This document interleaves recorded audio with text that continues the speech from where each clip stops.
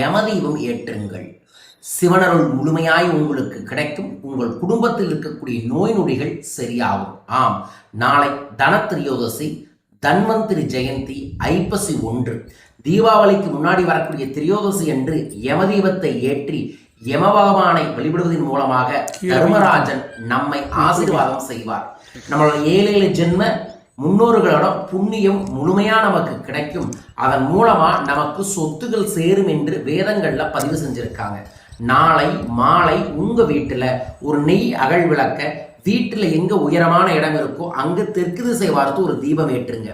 முடியாதவங்க பூஜை ரூம்லையோ அல்லது உங்க வாசலையோ ஏற்றி வழிபாடுகளை செஞ்சுட்டு உங்க முன்னோர்களையும் உங்களோட குலதெய்வத்தை நினைத்து சிறு உயிரினங்களான எறும்புகளுக்கு உணவு போடுங்கள். யார் இதை செய்கிறார்களோ அவர்கள் குடும்பத்தில் இருக்கக்கூடிய நோய் நொடிகள் எல்லாம் சரியாகி சகல செல்வங்களும் பெருகும். நாளை இந்த அற்புதமான தெய்வீகமான பரிவார